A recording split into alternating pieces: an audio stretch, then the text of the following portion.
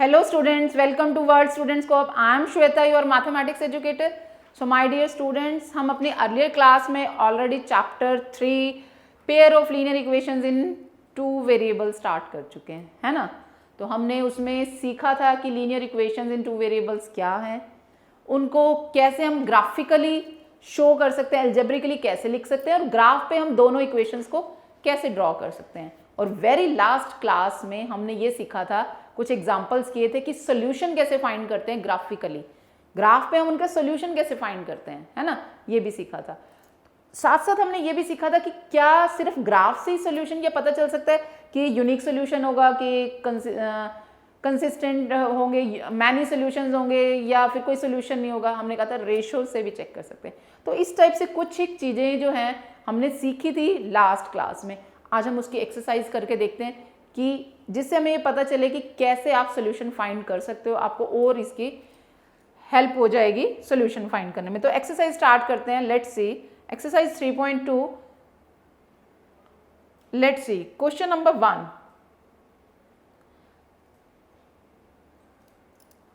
Form the pair of linear equation in the following problems and find their solution and graphically।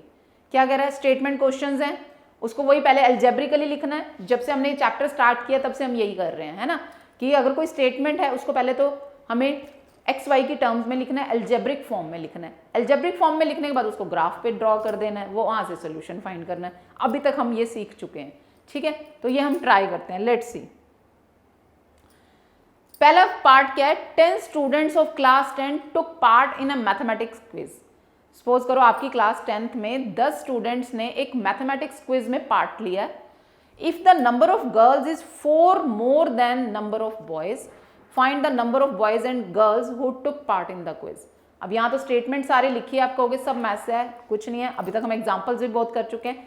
हमें number of boys and girls पता नहीं है, बस एक relation बता दिया कि जो नंबर ऑफ गर्ल्स हैं वो 4 ज़्यादा है नंबर ऑफ गर्ल्स बॉयज से, ठीक है। तो क्या लिखेंगे, let the number of boys हमने मान लिए x, नंबर ऑफ गर्ल्स कितनी हो जाएंगी, सपोज कर लो आपने y लिख लिया। अब इतना है, अब बाकी का जो दिया है उससे कुछ बना के देखें। 10 स्टूडेंट हैं क्लास के, यानी कि दोनों गर्ल्स और बॉयज मिला के टोटल कितने हैं, 10। अकॉर्डिंग टू क्वेश्चन क्या हो गया, x प्लस वाई, एक तो 10 है, आई बात समझ में, x प्लस वाई 10 है, यानी कि नंबर ऑफ बॉयज और गर्ल्स मिलके 10 बन रहे हैं। एक और बात कही है, इफ नंबर ऑफ गर्ल्स किसके इक्वल है, नंबर ऑफ गर्ल्स किसके इक्वल है, y is equal to number of boys से 4 ज्यादा, यानी x प्लस 4। आई बात समझ में। एक तो बात थी कि टोटल स्टूडेंट ही 10 है, यानी दोनों को अगर हम मिला दें 10 बनेगा। दूसरा क्या था, नंबर ऑफ गर्ल्स यानी कि y किसके इक्वल है, नंबर ऑफ बॉयज से 4 ज्यादा है। 4 ज्यादा का मतलब अगर उसमें आप 4 ऐड करोगे तब मिलेगा। मैं कह दूं एक क्लास में, आपकी क्लास में 10 स्टूडेंट हैं, नंबर ऑफ गर्ल्स जो हैं बॉयज से 6 ज़्यादा हैं, है ना। अगर बॉयज 2 हैं तो नंबर ऑफ गर्ल्स कितनी होंगी, 2 प्लस 4 करके तो आपको 6 मिलेगा। तो इस तरह से ये इक्वेशन नंबर 2 बन गई। इसको आप ऐसे भी लिख सकते हो, अगर मैं इसको रीअरेंज करूं, x, ये y भी उधर ले जाओ, x माइनस वाई और ये 4 इधर आ जाएगा, x minus y is equal to, इसको लिख लो नंबर 2, इसको रहने दो। ये y उधर चला गया, 4 इधर आ गया। जब साइड, इसको दोबारा लिख के बता दूं मैं, x ये, या ऐसे लिखो 4 इज इक्वल टू x, ये 4 ले आई मैं लेफ्ट में, माइनस का 4, y लेगी राइट में, x minus y is equal to -4। इतना लिखना तो हम सीखे ही हुआ है हमने पहले ही छोटी क्लासों में। तो इसको x minus y is equal to -4 लिख सकते हैं, ठीक है। अब देखो, अब हमें फिर से वही क्या करना है, ग्राफ ड्रॉ करने से पहले दोनों इक्वेशंस के टेबल बना के, x plus y is equal to 10 है, इसका टेबल बनेगा x y, और दूसरी है x minus y is equal to -4। एक टेबल इसका बनना है ना। आ रही है बात समझ में आपको। अब देखो फिर से वही, अगर मैं x को 0 करूं, मान लो x की वैल्यू 0, y कितना आ जाएगा 10। अब दूसरा एक वैल्यू और कर लो आप, x की वैल्यू सपोज करो मैंने 1 कर ली, y की कितनी आ जाएगी, x जब 1 करोगे उधर जाके y यानी 9 हो जाएगा। ठीक है, ऐसे हो गया। अब यहाँ पे करो, x की वैल्यू 0 करो, y आ जाएगा 4। x की वैल्यू 1 करो, x की वैल्यू जब 1 करूँगी 1 minus y is equal to -4, minus y is equal to -4 -1 यानी y आ जाएगा 5, y आ जाएगा 5। ठीक है, आगे बात समझ में। अब मैं ड्रॉ कर लेती हूँ ग्राफ। ये आ गया 0 1 2 3 4 5 6, थोड़ा सा ये ऊपर तक जाएगा है ना, क्योंकि वैल्यू मेरे को टेबल में दिख रही है कि बहुत ज़्यादा है, मैं दोबारा ही लिख लेती हूँ। ठीक है,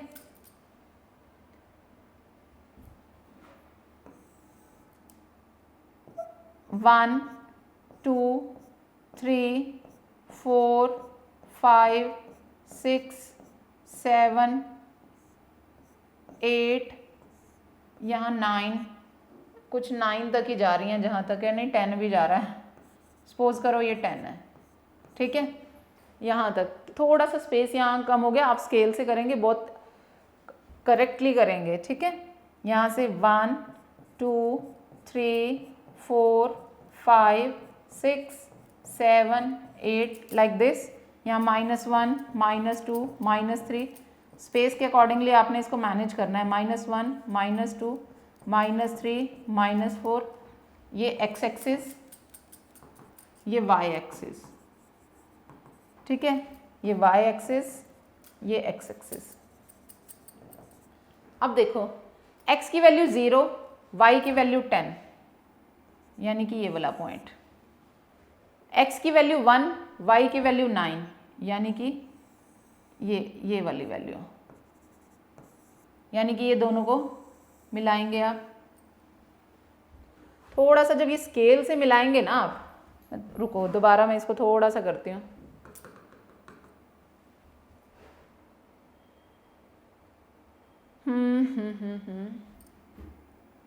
जब आप ये स्केल से मिलाएंगे तो ये थोड़ा सा ऐसे जाएगा। दूसरा एक बार ट्राई करते हैं, कितना, x की वैल्यू 0, y की वैल्यू 4, यानी कि एक ये वाला पॉइंट, x की वैल्यू 1, y की वैल्यू 5, x की वैल्यू 1, y की वैल्यू 5, यानी ये वाला। देख रहे हैं आप, पहले वाला ये था, दूसरे वाला ये है, यानी कि ये, समझ रहे हैं। अब यहाँ देखो, अब ये इसका पॉइंट आ रहा है, दिख रहा है, ये कहाँ मिल रहे हैं, इसका ये इंटरसेक्टिंग पॉइंट है। अब अगर आप इसको वैल्यू फाइंड करनी है, कैसे करोगे, इसके कॉरेस्पॉन्डिंग देखो,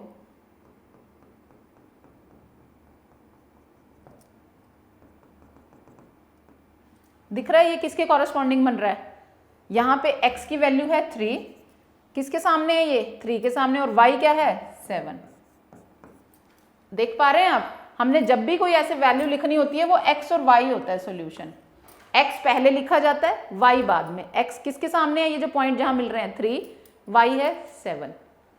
अब आप ये चेक करो, देखो जरा, हमने क्या x किसको माना था, उसने कहा था ना कितने लड़के और लड़कियों ने, कितने बॉयज और गर्ल्स ने पार्ट लिया, हमने माने थे number of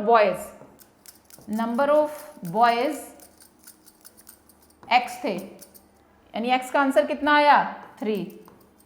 number of girls y मानी थी, वो है 7। टोटल देख लो 3 और 7 मिलके 10 बन रहे हैं, आपका वेरीफाई भी हो रहा है आंसर, है ना।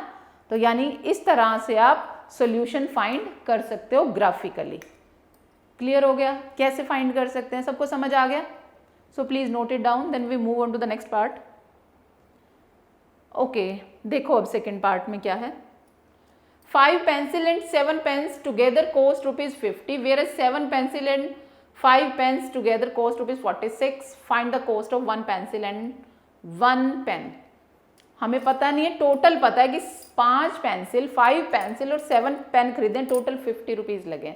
ये नहीं पता एक पेंसिल का रेट कितना था और एक पेन का कितना। तो हम मान लेंगे let cost of 1 pencil is equal to x, तो and cost of 1 pen is equal to y, दोनों एक एक मान लो।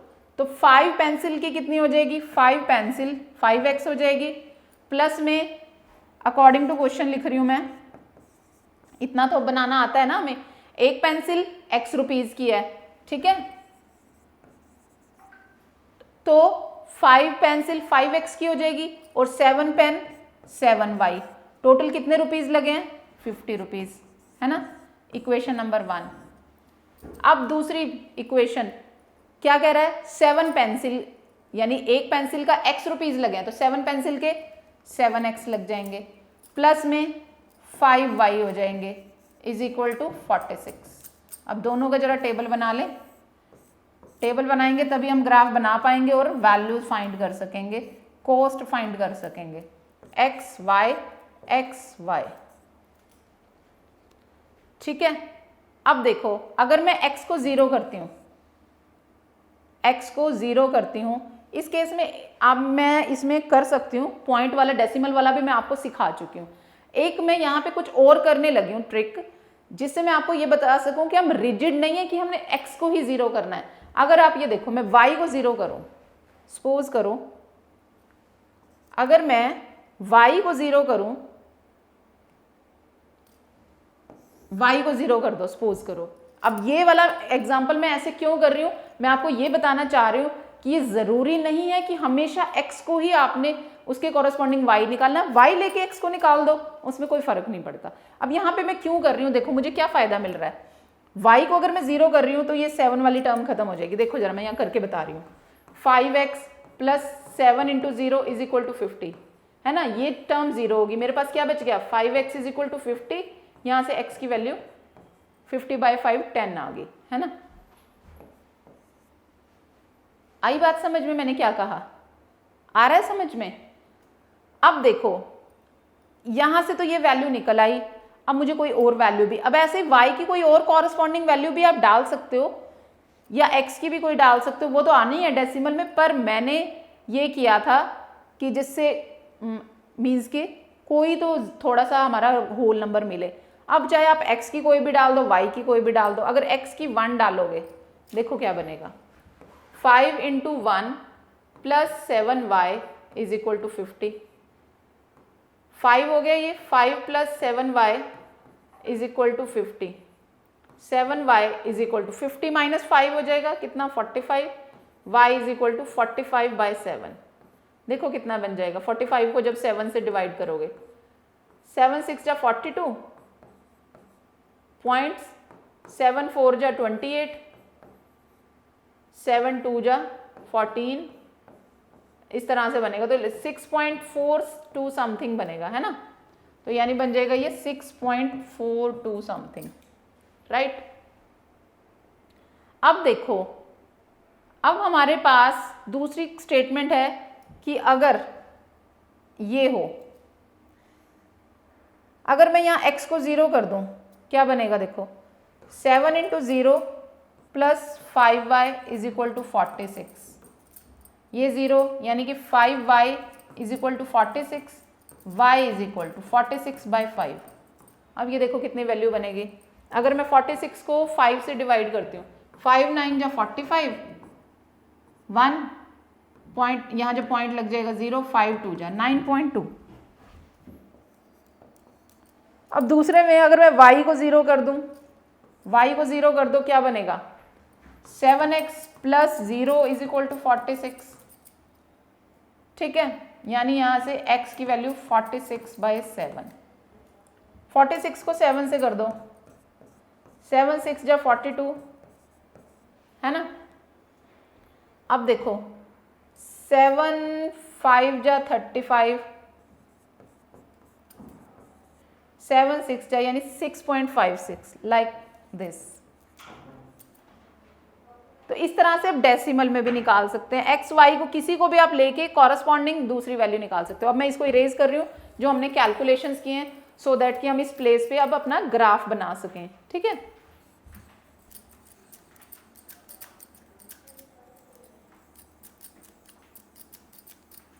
ग्राफ ड्रॉ करने के लिए फिर से वही दो एक्सिस बनाएंगे आप, x axis and y axis.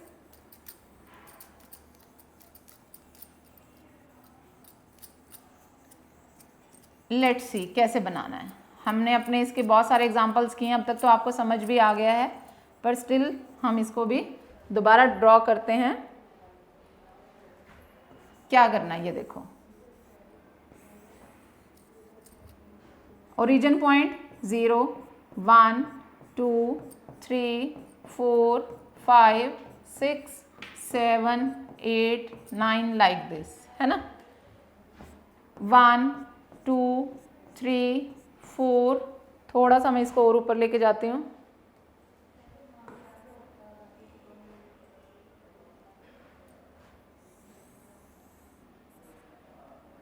5 6 7, ठीक है, कुछ इस टाइप से। ये थोड़ा सा और नीचे तक जाएगा तो -1 -2 -3 -4 -1 -2, this is y axis and this is x axis and this is also again x axis and this is y axis। बस ये तो हमने ड्रॉ कर दिया। अब उसके बाद वैल्यूज उठाते जाना है और हमें फिल करते जाना है। अब देखो, सबसे पहले कॉरस्पॉन्डिंग वैल्यू, x की वैल्यू 10 है, y की 0, x पे ढूंढो 10 कहाँ है, ये रहा 10, y 0 है यानी इसी लाइन पे, यानी कि ये वाला पॉइंट हो गया। ठीक हो गया। दूसरा देखते हैं, x की वैल्यू 1 है, x की इस लाइन पर x की वैल्यू ये 1 है, ठीक है। y क्या है 6.42, y ढूंढो कहाँ है, 6 तो ये रहा, 6.4 करना है, बिल्कुल सेंटर में तो 6.5 होगा, तो 6.4 समथिंग हेयर, तो यानी कि ये और ये कॉरस्पॉन्डिंग ये वैल्यू होगी। ठीक है, ये वाला पॉइंट हो गया। अब एक पॉइंट ये वाला हो गया और एक पॉइंट ये वाला हो गया, 10 वाला। ये वाला नहीं, भूल के लगा लेना, इसको मैंने 1 को मार्क किया, मैं इसको इरेज कर देती हूँ, कोई कंफ्यूजन नहीं क्रिएट करनी है। पॉइंट एक ये वाला है और एक ये है, अब इन दोनों को हमें मिला देना है। ठीक है, ये इस तरह से मिल गया।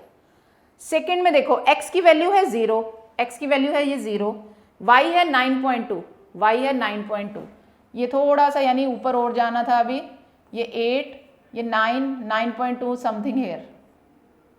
ठीक है, x की वैल्यू किसके ऊपर, 0 के ऊपर, यानी कि ये 9.2 समथिंग हेयर। ठीक है, थोड़ा सा ऊपर जाएगा।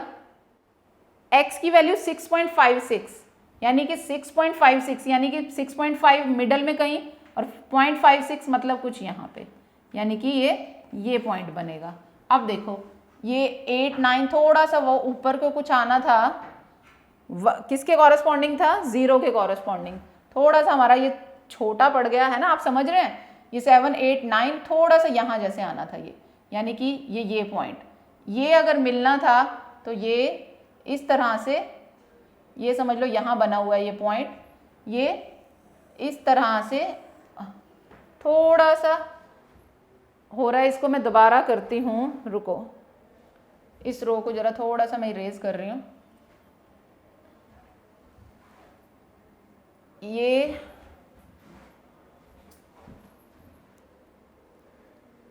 (9.2) है यहाँ पर, 0.92 और एक पॉइंट हमारा आया है 6.56, इन दोनों को मिलाना है ना।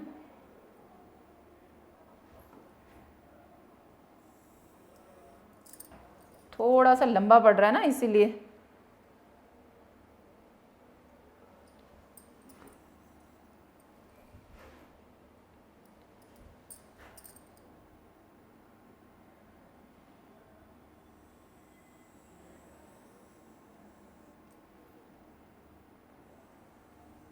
कुछ थोड़ा सा ना ये ऐसे करके जाना है ना।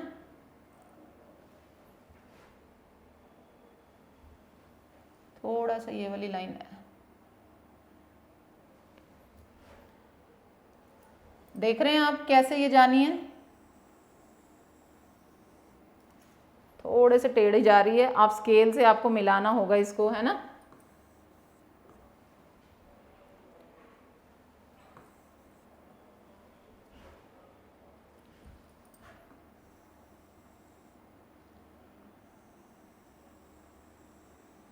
ये कुछ इस तरह से जाएगी, ठीक है। ये थोड़ा सा ये हो गया। ऊपर वाला क्या था, 5x plus 7y is equal to 50, और दूसरी है 7x plus 5y is equal to 46, ठीक है। अब क्या कहा था कि जो ये दोनों लाइंस मीट कर रही हैं, ये दोनों लाइंस जो मीट कर रही हैं उसका कॉमन पॉइंट, यानी कि ये वाली लाइन और ये वाली, ये कुछ यहाँ पे मीट कर रही हैं, ठीक है। ये थोड़ा सा हमारा गैप वो इक्वल नहीं हुआ ना, तो ये कुछ इस तरह से बनेगी। सपोज करो ये, तो ये कॉमन पॉइंट जो होगा वो वाला, लाइक x की वैल्यू सपोज करो 2 आ रही है और y की समथिंग 6, ठीक है। तो देखो जरा,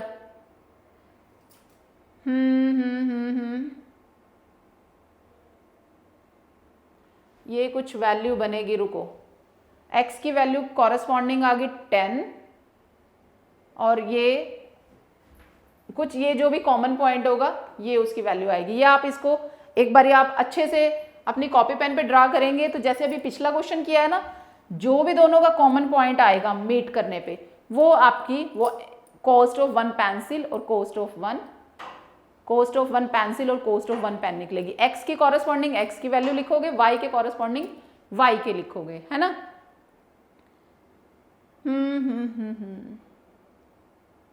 तो इस तरह से आपको ये फाइंड करनी पड़ेगी, ठीक है। तो अगर हम इससे देखें 7 2 जा 14, और ये थोड़ा सा इसमें कुछ दोबारा आपको इसको कॉपी पेन पे करना पड़ेगा। ये मैं आपके लिए छोड़ रही हूँ, आप मुझे एग्जैक्ट ये 2 और 6 नहीं आ रही, एग्जैक्ट कितनी आएगी आप जब बिल्कुल इक्वल डिस्टेंस से पेपर पेन पे करेंगे तो ये ड्रॉ करेंगे। मैंने आपको ये बता दिया इस तरह से क्राइटेरिया, जो बिल्कुल लास्ट क्वेश्चन किया था, x और y की कॉरस्पॉन्डिंग वैल्यू से, जैसे हमने बॉयज एंड गर्ल्स का निकाला था, कॉरस्पॉन्डिंग निकलेगा। ये 2 और 6 एग्जैक्टली कुछ पॉइंट्स में या कुछ भी आप चेक करेंगे कि कितना बन रहा है। ये मैं आपके लिए कर रही हूँ, सारा प्रोसीजर मैंने बताया ये कैसे होगा। एग्जैक्टली जब आप स्केल से मेजर करके बनाएंगे तो एग्जैक्ट वैल्यू आएगी x और y, जिसके लिए आप चेक करेंगे। ये मैं आपके लिए कर रही हूँ कि आप इसको दोबारा ज़रूर चेक करेंगे और इसका आंसर बताएंगे कि कितना आया एग्जैक्टली ऑन द, आप करके मुझे इसका आंसर कमेंट बॉक्स में देंगे, ठीक है। चलो, तो क्योंकि वो हम कर चुके हैं, आपको पता चल गया करना कैसे है, तो आप ये भी कर सकते हैं, ठीक है। यहाँ पे क्योंकि हम जो कर रहे हैं फ्री हैंड कर रहे हैं विदाउट मेजरिंग, तो वो थोड़ा सा लिटिल बिट चेंज हो जाता है, वहाँ वैल्यू चेंज हो जाती है, ठीक है। अब चलो क्वेश्चन नंबर 2 कर रहे हैं हम। On comparing the ratios A1 by A2, B1 by B2, C1 by C2, find out whether the lines representing the following pair of linear equation intersect at a point are parallel or coincident। तो ये जब हमने ये सीखा था, आपको याद है क्या सीखा था? मैं लिखूं दोबारा। हमने लिखा था if A1 by A2 is not equal to B1 by B2, तो ये क्या था? इंटरसेक्टिंग, मैं दोबारा रिवाइज करवा रही हूं आपको, intersecting unique solution.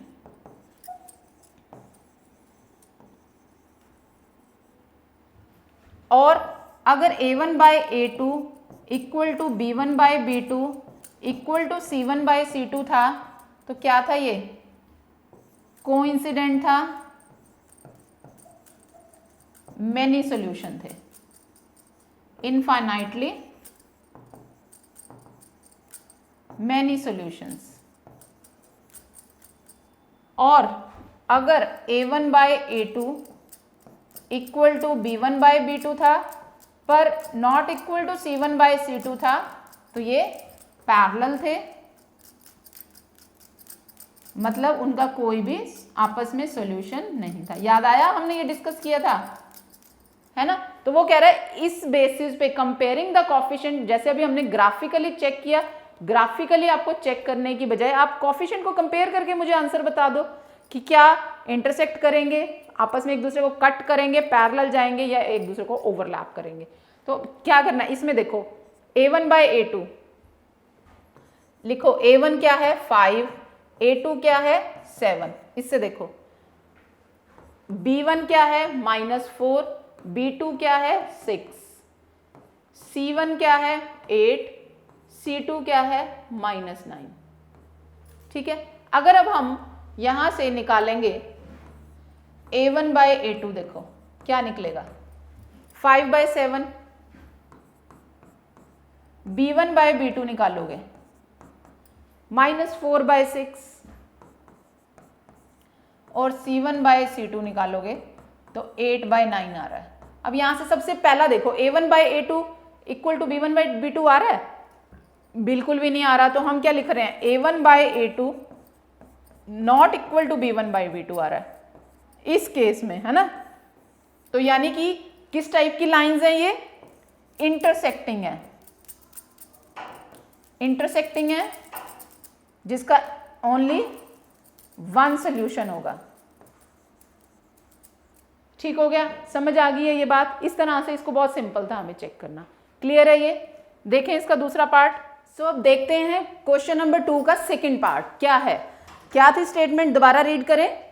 On comparing the ratios a1/a2, b1/b2 and c1/c2, find out whether the lines representing the following pair of linear equation intersect at a point, are parallel or coincident। तो यानी कि हमने क्या किया था, अभी तक हमने क्या सीखा है कि हम कैसे चेक कर रहे हैं कि लाइंस, हम अभी तक हमने ग्राफिकली चेक किया था, है ना, कि लाइंस जो एक दूसरे को इंटरसेक्ट कर रही हैं, कट कर रही हैं, या एक दूसरे के पैरेलल जा रही है, या कोइंसाइड कर रही हैं। कोइंसाइड यानी ओवरलैप कर रही हैं, है ना। तो हमने एक मेथड और सीख लिया था कि अगर हम रेशियोज कंपेयर कर लें तो उससे भी हम बता सकते हैं। रेशियोज कंपेयर करने का क्या मतलब था, क्या फॉर्मूला हमने सीखा था, मैं एक बार इस स्लाइड पे दोबारा लिख देती हूँ ताकि हम ये दोनों क्वेश्चन कर सकें। क्या थी कि हमारे पास अगर दो इक्वेशंस हैं, linear equation a1x plus b1y plus c1 is equal to 0, a2x plus b2y plus c2 is equal to 0। Clear है, ये दो इक्वेशंस थी। तो हमने क्या रिजल्ट बनाए थे, हमने डिस्कस किए हैं ऑलरेडी, है ना, इस एक्सरसाइज को स्टार्ट करने से पहले, कि इफ a1/a2, इफ a1/a2, याद है आपको, याद है क्या किया था, इफ a1/a2, मैं आपको दिखा दूं पिछली स्लाइड में,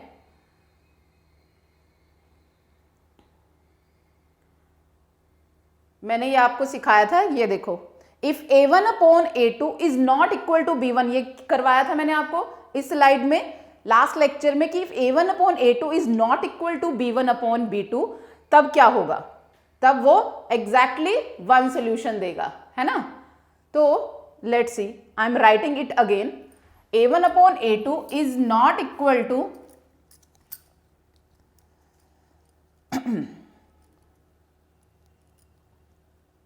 a1/a2 is not equal to b1/b2।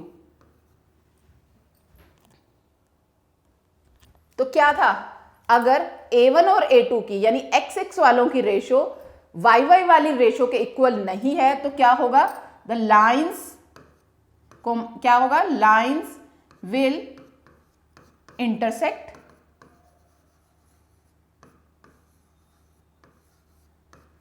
Lines will intersect, और क्या होगा, एंड देयर विल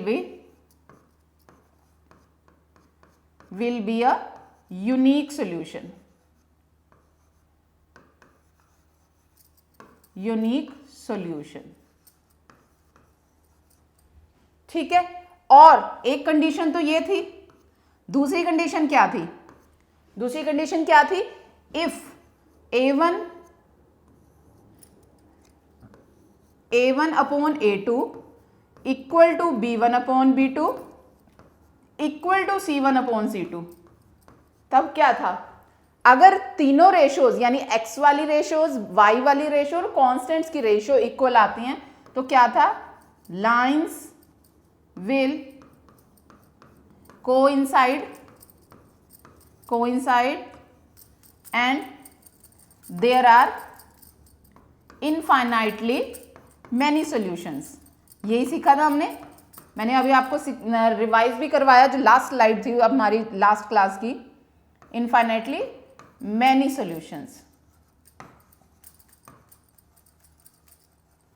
ठीक है, और थर्ड पार्ट क्या किया था, if a1 upon a2 equal तो आ रहा है b1 अपॉन b2 के, but not equal to c1 upon c2।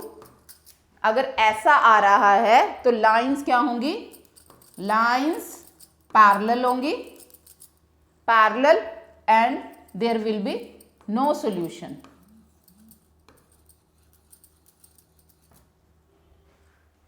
ठीक है, ये बात थी, क्लियर है।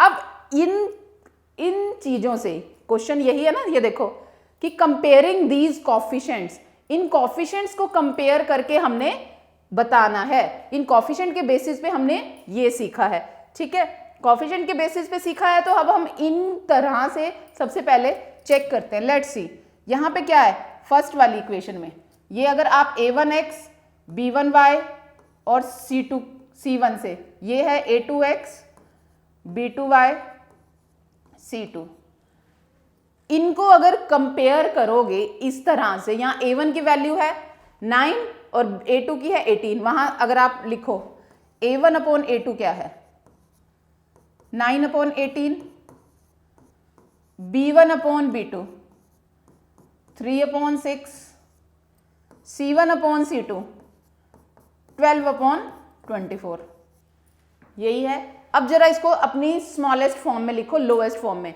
9 1 जा 9, 9 2 जा यानी 1/2, 3 1 जा 3, 3 2 जा 6 से करो, 6 2 जा 12, 6 4 जा, है ना, 2 1 जा 2 2 जा, यानी कि सारों के सभी केसेस में क्या आ रहा है, 1/2, ये भी आ रहा है 1/2 और ये भी आ रहा है 1/2, यानी कि सारी की सारी, आप देख रहे हो, सारी की सारी रेशियोज जो है 1/2 आ रही हैं। देखा आपने, समझ आ रहा है। अब ये कौन से वाला केस बन रहा है हमारा, ये वाला केस बन रहा है जिसमें a1 upon a2, b1 upon b2, c1 upon c2 सारी रेशियोज इक्वल हैं, तो क्या होता है, लाइंस विल कोइंसाइड और there will be infinitely many solution. पर अब आपने लिखना पूरा नहीं है ये कि lines will coincide and there will be infinitely many solution. आप क्वेश्चन देखो, रीड करो, क्वेश्चन में था कि कंपेयर करो कोएफिशिएंट में, फिर find out whether the lines representing the following pair of linear equation, या तो वो इंटरसेक्ट करेंगी या पैरेलल है या कोइंसाइड करेंगी। तो आपने आंसर जितना पूछा है उतना लिखना है। हम लिखेंगे लाइंस, आप यहां पे लिखोगे सिंस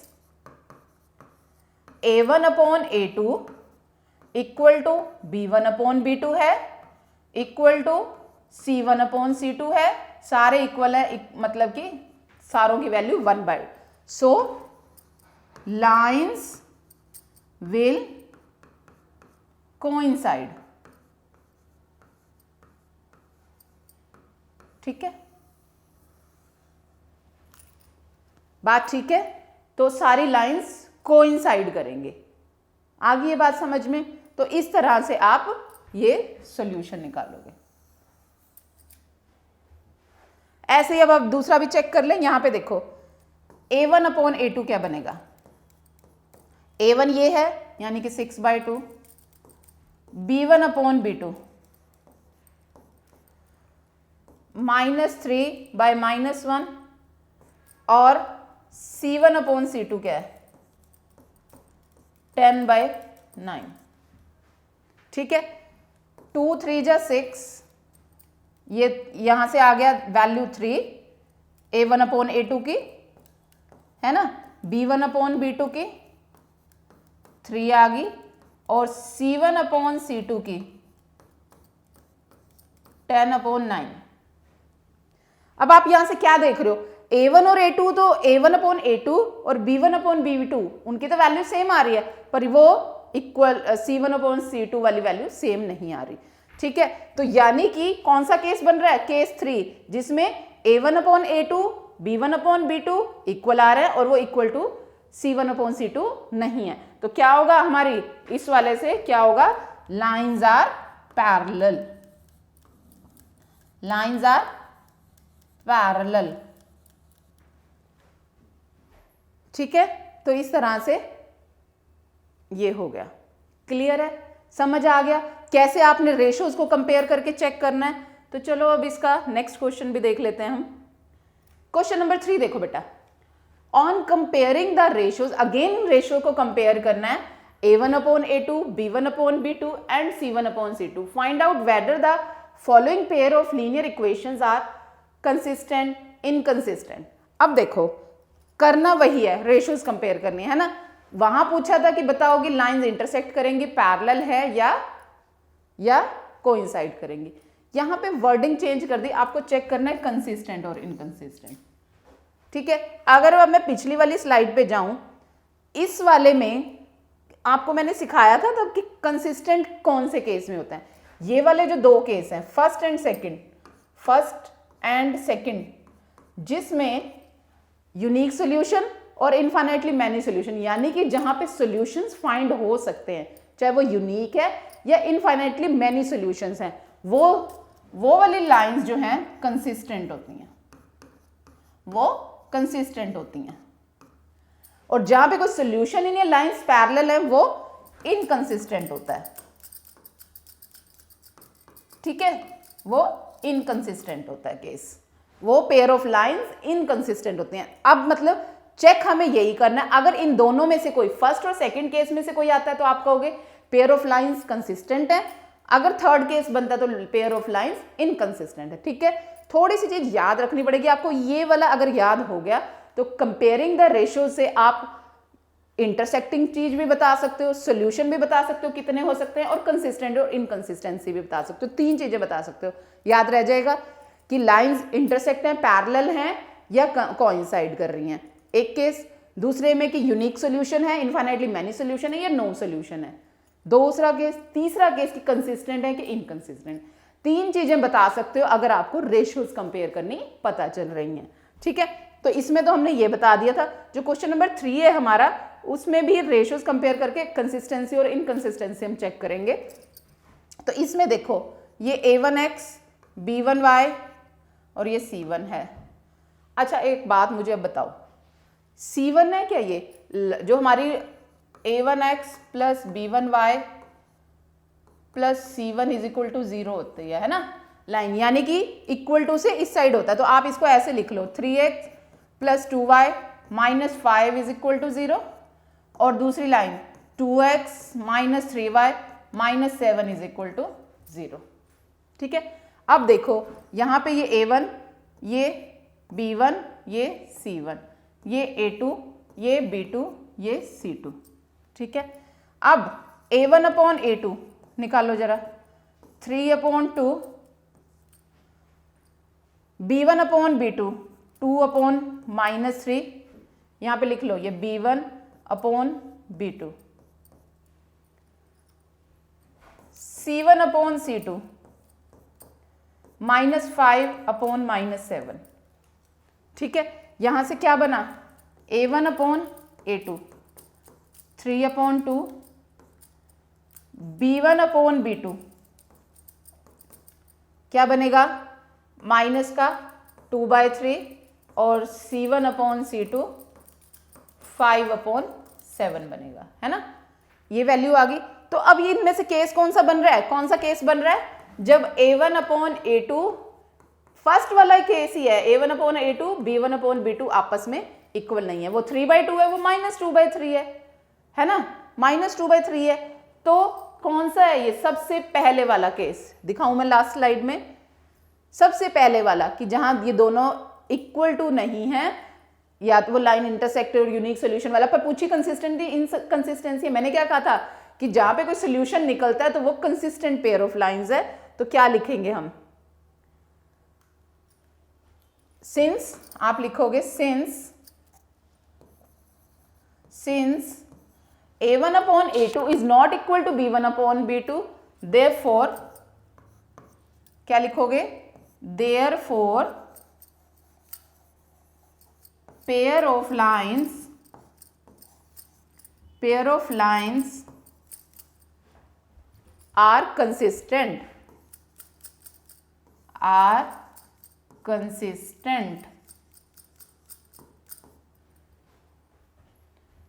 ठीक है, आर कंसिस्टेंट। क्लियर है, सबको समझ आ गया? तो ये हो गया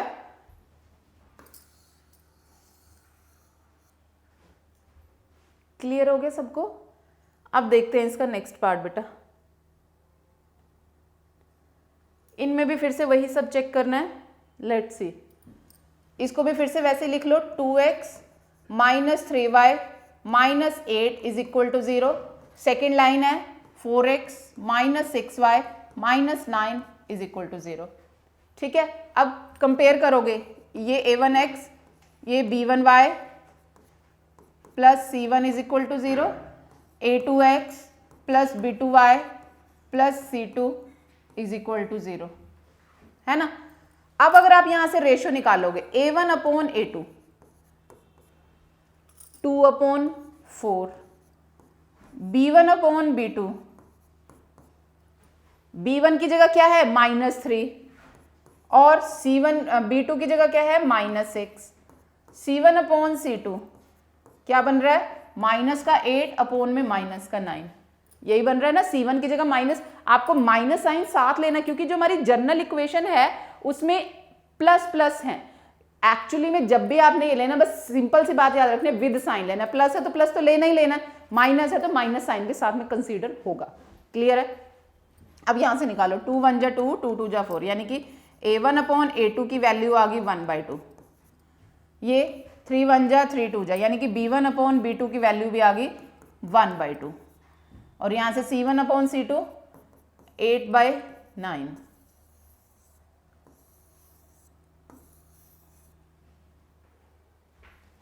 ठीक हो गया?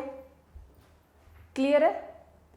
अब यहां से आप देखो क्या मिल रहा है, a1 upon a2 is equal to b1 upon b2 not equal to आ रहा है c1 अपॉन c2। ये कौन सा केस बन रहा है? आपको अब बिना देखे याद हो जाने चाहिए। आपको याद है केस नंबर 3 जहां लाइंस पैरेलल थी, मैं आपको दोबारा चेक करा देती हूं। ये देखो, a1 upon a2 b1 upon b2 तो इक्वल है, c1 अपॉन c2 के इक्वल नहीं है, तो यानी कि थर्ड केस बन रहा है जिसमें हमारे पास कोई भी सोल्यूशन हमें नहीं मिलता। तो आप यहां पे लिखोगे, since a1 upon a2 is equal to b1 upon b2 is not equal to c1 upon c2, so the pair of lines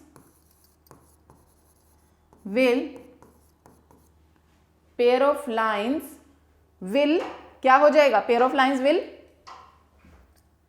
will be inconsistent.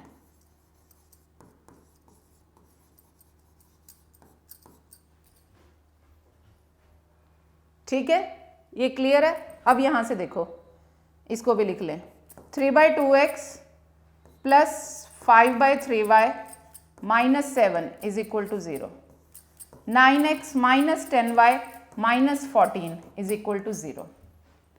ठीक है, अब यहां से a1x plus b1y plus c1 is equal to 0, a2x plus b2y plus c2 is equal to 0। अब यहां से निकालो ratio, a1 upon a2 क्या बनेगा, यहां से a1 की वैल्यू है 3/2 और a2 की है 9, 3/2 अपॉन में 9 है ना। कैसे इसको सॉल्व करोगे, 3/2 9/1 यानी ये हो जाएगा 1/9, b1 अपॉन b2 इसको कर दो, 3 3 जा 9 यानी कि ये आ गया 1/6 आ गई वैल्यू। अब देखो हम कर रहे हैं b1 अपॉन b2 यानी कि 5/3 अपॉन -10 है ना, माइनस का 10, ये क्या हो जाएगा 5/3 मल्टीप्लाई में माइनस का 1/10। ऐसे ही करते हैं, डिनोमिनेटर को चेंज करते हैं। ये जो ऐसे 10/1 लिख सकते हो, इसको चेंज कैसे करोगे? 5/3 मल्टीप्लाई में 1/10, ये कितना हो गया? ये आ गया माइनस का 1/6। एंड C1 अपॉन C2 क्या बनेगा? -7 अपॉन -14, 1/2। ठीक है, अब आप यहां से देखो क्या बन रहा है। सबसे पहला ही केस है A1 upon A2 is not equal to B1 upon B2। आप कहोगे ये तो इक्वल आ रहा है। नहीं, अब आपको समझ आ रहा है ये 1/6 है, वो -1/6 है, इक्वल नहीं है वो। तो ये कौन सा हो गया? Again since A1 upon A2 is not equal to B1 upon B2, so the pair of lines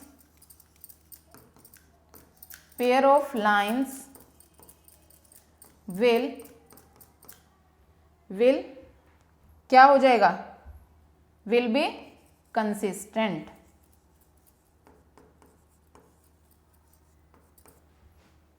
ठीक है, तो so the pair of lines will be consistent. ठीक हो गया, क्लियर है ये? चलो अगला पार्ट देखते हैं। यहां से फिर से लिख लें जरा हम इसको। हमारी जो जर्नल फॉर्म है उसमें क्या होता है? A1x plus B1y plus C1 सारे लेफ्ट हैंड साइड पे होते हैं, इक्वल टू में 0 होता है। ठीक है, दूसरी इक्वेशन है -10x प्लस 6y प्लस इधर आके ये राइट से लेफ्ट में आएगा, प्लस का हो जाएगा, प्लस 22 इज इक्वल टू 0। अब यहां से निकालो ratio A1 upon A2। A1 है 5 और A2 है -10। यहां से क्या बन जाएगा? ये क्या बनेगा? ये माइनस का 1/2 है ना, यही बनेगा। 5 1 जा 5, 5 2 जा 10, माइनस का 1/2। B1 अपॉन B2, B1 क्या है? -3, B2 क्या है? 6, यानी कि B1 upon B2 is equal to minus का 1/2। C1 अपॉन C2 माइनस का 11 अपॉन 22, यानी कि क्या आ जाएगा? C1 अपॉन C2 भी माइनस का 1/2 आ रहा है। 11 1 जा 11, 11 2 जा 22। तीनों रेशो सेम आ रही हैं, तीनों रेशोज सेम आ रही हैं। तो यानी कि ये कौन सा केस बन गया जिसमें तीनों इक्वल होते हैं? याद है आपको केस नंबर 2, जिसमें तीनों रेशोज सेम हो, तो वो लाइंस कौन सी थी? कोइंसाइड कर रही थी, जिनके मैनी सोल्यूशन। और अगर इनफाइनाइटली मैनी सोल्यूशन है तो लाइंस क्या होगा? Since A1 upon A2 equal to B1 upon B2 equal to C1 upon C2। ठीक है, तो so the pair of lines will be coincident.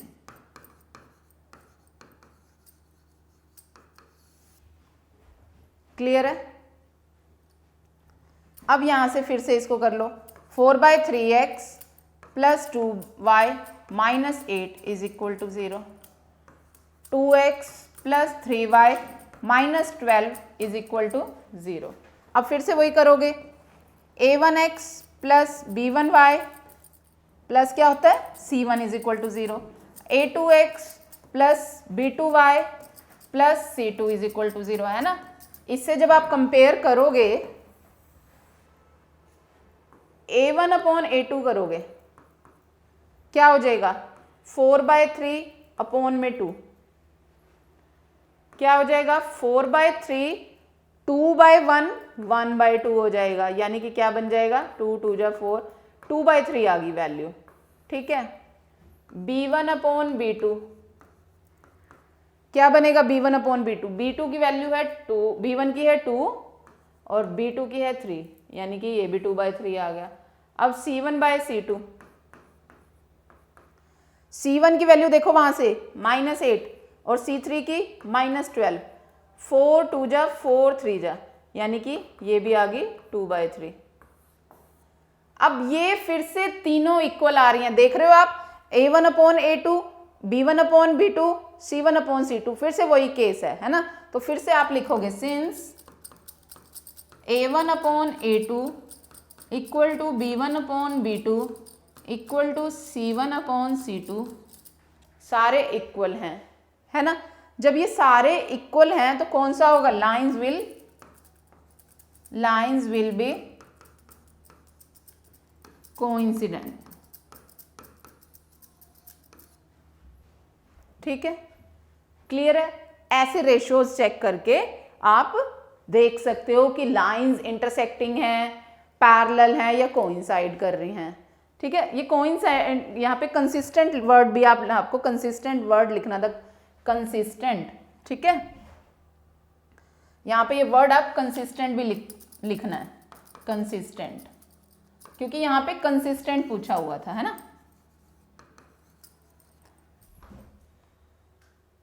Consistent और इनकंसिस्टेंट पूछा था, क्लियर है। तो इस तरह से आप 3 केस में अगेन रिपीट कर रही हूँ, तीनों केस क्या चेक करोगे, रेशियोज कंपेयर करके आप चेक कर सकते हो कि लाइंस इंटरसेक्टिंग है, पैरेलल है या कोइंसाइड कर रही हैं। ठीक है, ये तीनों। दूसरा केस क्या चेक कर सकते हो कि यूनिक सोल्यूशन है, मेनी सोल्यूशन या कोई सोल्यूशन नहीं है। दूसरा केस ये चेक कर सकते हो। तीसरा केस कि वो कंसिस्टेंट है कि इनकंसिस्टेंट है। 3 चीजें आप चेक कर सकते हो फ्रॉम दी रेशियो। पर आपको क्या याद होना चाहिए कि अगर रेशियो सारी इक्वल हैं या पहले दोनों a1/a2 not equal to b1 b2 है तो क्या केस बनता है, अगर सारे इक्वल हैं तो कौन सा केस है, और अगर 2 फर्स्ट वाले इक्वल है और थर्ड के इक्वल नहीं है तो क्या केस है। वो हम बार बार देख रहे हैं, वो आपको जस्ट एक बार याद करना है, फिर आप किसी भी तरह से तीनों चीजों में से कुछ भी अच्छे से निकाल सकते हो। ठीक है, अब आपको ये समझ आ गया कि किस तरह से आप ग्राफिकली सॉल्यूशंस भी निकाल सकते हो, रेशियोज कंपेयर करके भी सॉल्यूशंस आप बता सकते हो। ठीक है, अब लीनियर इक्वेशंस इन 2 वेरिएबल्स को हम और अलग, क्योंकि आपने ग्राफिकली देखा हमें बहुत सारी कॉम्प्लिकेशंस आ रही थी, है ना, तो हम और मेथड भी सीखेंगे कैसे हम लीनियर इक्वेशंस का पेयर है जो उसको कैसे सॉल्व कर सकते हैं, वो हम नेक्स्ट क्लास में करेंगे। अभी आप इसको रिवाइज कीजिए, ग्राफिकली जो हमने सीखा और रेशियोज कंपेयर करके आपको ये केसेस कैसे चेक करने हैं वो आप रिवाइज कीजिए। नेक्स्ट क्लास में हम नया टॉपिक, नया मेथड सीखेंगे कैसे इक्वेशन सॉल्व करते हैं। ठीक है, अभी आज के लिए हम इतना ही करते हैं। Thank you.